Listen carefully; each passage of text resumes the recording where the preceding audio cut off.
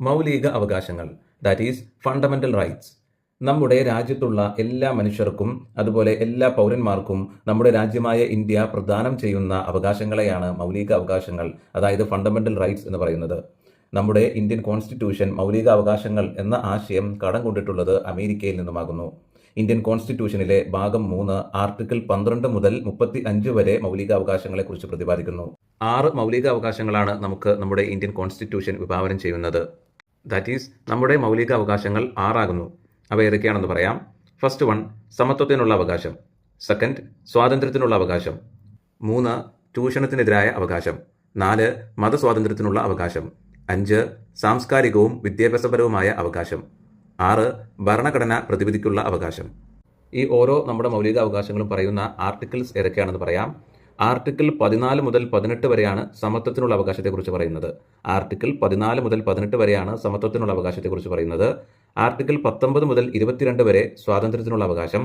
Article 23 മുതൽ 24 വരെ ചൂഷണത്തിനെതിരായ അവകാശം.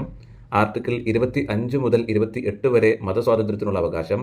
ആർട്ടിക്കിൾ 29 മുതൽ 30 വരെ സാംസ്കാരികവും വിദ്യാഭ്യാസപരമായ അവകാശത്തെക്കുറിച്ചാണ് പറയുന്നത്.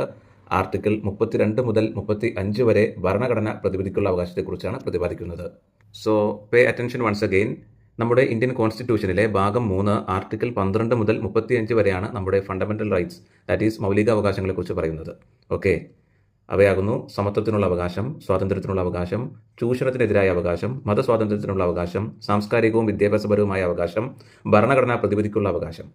നെക്സ്റ്റ് നമുക്ക് നമ്മുടെ മൗലിക കർത്തവ്യങ്ങൾ, അതായത് മൗലിക കടമകളെക്കുറിച്ച് നമുക്കൊന്ന് പഠിക്കാം. So next let us learn about our fundamental duties. So 11 fundamental ഡ്യൂട്ടീസാണ് നമുക്കുള്ളത്. 11 മൗലിക കടമകളാണ് നമുക്കുള്ളത്. മൗലിക കടമകളെക്കുറിച്ച് നമ്മുടെ ഇന്ത്യൻ കോൺസ്റ്റിറ്റ്യൂഷനിൽ പറയുന്നത് ഭാഗം 4A ആർട്ടിക്കിൾ 51A കീഴിലായിട്ടാണ് നമ്മുടെ മൗലിക കടമകളെക്കുറിച്ച് നമ്മുടെ ഇന്ത്യൻ കോൺസ്റ്റിറ്റ്യൂഷനിൽ പറയുന്നത്. ഭാഗം 4A ആർട്ടിക്കിൾ 51A കീഴിലായിട്ടാണ് നമ്മുടെ മൗലിക കടമകളെക്കുറിച്ച് നമ്മുടെ ഇന്ത്യൻ കോൺസ്റ്റിറ്റ്യൂഷനിൽ പറയുന്നത്.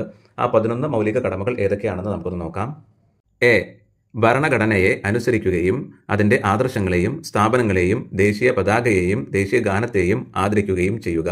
ബി, സ്വാതന്ത്ര്യത്തിനു വേണ്ടിയുള്ള നമ്മുടെ ദേശീയ സമരത്തിന് പ്രചോദനം നൽകിയ മഹനീയ ആദർശങ്ങളെ പരിപോഷിപ്പിക്കുകയും പിന്തുടരുകയും ചെയ്യുക.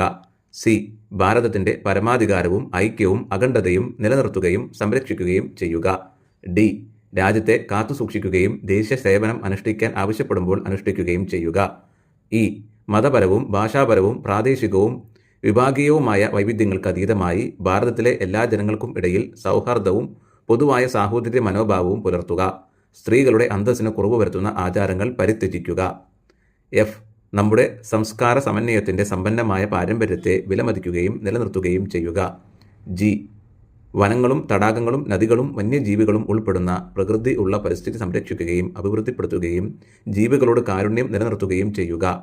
എച്ച്, ശാസ്ത്രീയമായ കാഴ്ചപ്പാടും മാനവികതയും അന്വേഷണത്തിനും പരിഷ്കരണത്തിനുമുള്ള മനോഭാവവും വികസിപ്പിക്കുക. ഐ, പൊതുസ്വത്ത് പരിരക്ഷിക്കുകയും ശപഥം ചെയ്ത് ആക്രമം ഉപേക്ഷിക്കുകയും ചെയ്യുക.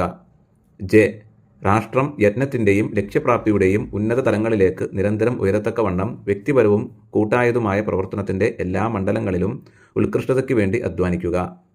കെ, 6-നും 14-നും ഇടയ്ക്ക് പ്രായമുള്ള തൻ്റെ കുട്ടികൾക്കോ തൻ്റെ സംരക്ഷണത്തിലുള്ള കുട്ടികൾക്കോ അതത് സംഗതി പോലെ മാതാപിതാക്കളോ രക്ഷകർത്താവോ വിദ്യാഭ്യാസത്തിനുള്ള അവസരങ്ങൾ ഏർപ്പെടുത്തുക.